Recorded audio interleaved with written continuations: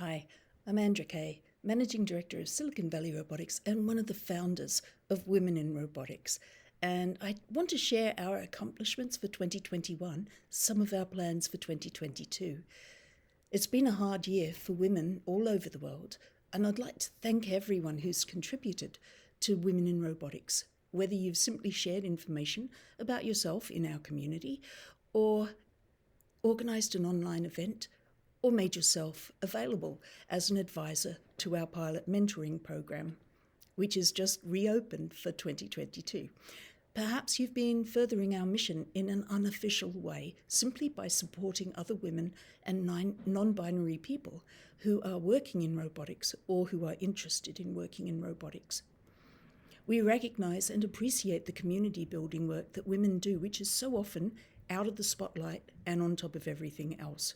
Women's work has rarely been given economic value, as one of the heroes, Marilyn Waring, wrote in the famous book Counting for Nothing.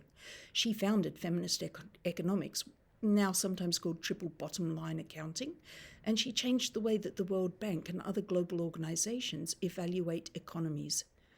Now, the pandemic has forced women out of the workforce at twice the rate of men, leaving women's participation lower than it's been for 30 years. And the pressure shows no sign of dropping. However, I believe that whenever women are forced to step backwards, we move forward again with renewed determination and focus.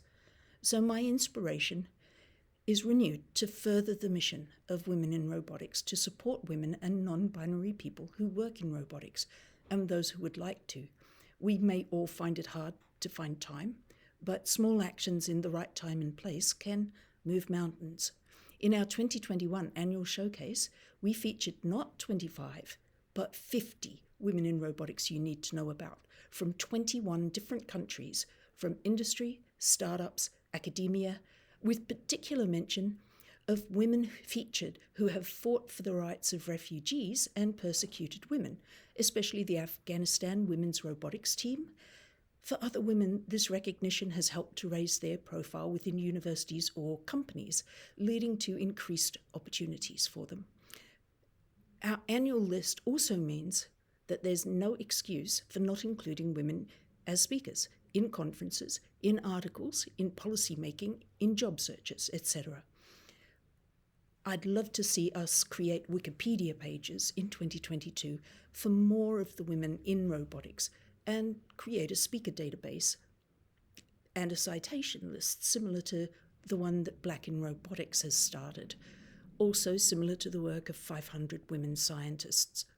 Now, the work of women in science is still less likely to be cited than that of men. Recent UNESCO research has found that citation bias is the start of a career-long lack of recognition for women, starting with women citing themselves less often than men do. In 2022, let's focus on improving citation rates, increasing the number of women in panels, journals, and conferences, and holding organizations accountable. We can target increasing the number of women cited in robotics curricula, reading lists, and coursework. As an organisation, we can reach out to universities, labs, conferences, and journals in a way that individual women cannot. Another grassroots campaign that we started in 2021 was the Women in Robotics Photo Challenge, which has already resulted in some great new photos of women building robots joining the image search results. Since then, we've realised that ordinary Google or Wikipedia search steers you to images like that of Sophia or sex robots, rather than referencing real women building robots. It's also time to retire the word unmanned, as in unmanned aerial vehicles.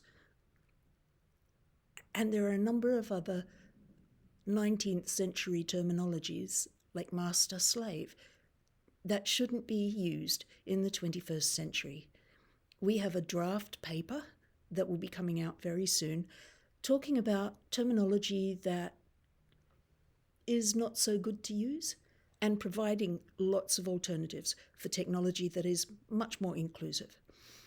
Now, we will also be making official requests to organizations and universities to adopt these new technology terms And in fact, just in the last 2 years, we've started to see some real momentum in changing the terminology that is currently being used. And it's essential that we address this in publications and texts, because machine learning will exaggerate and augment these biases.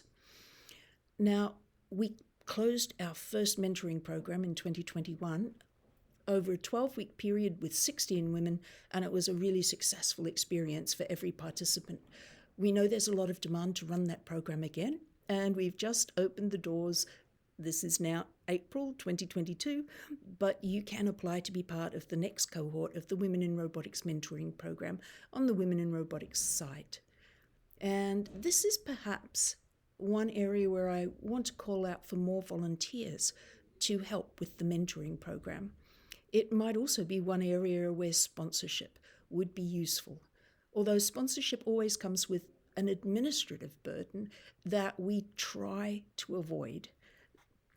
And my gratitude goes to the Citrus and Banatau Institute through the People and Robots Lab for providing me with some funding over the last 2 years that has allowed me to spend some of my time on Women in Robotics, also Black in Robotics, and the Society Robots and Us seminars.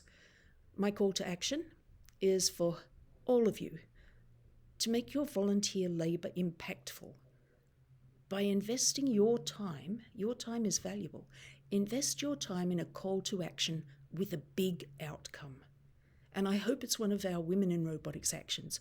But in everything that you do, you represent women in robotics and our allies.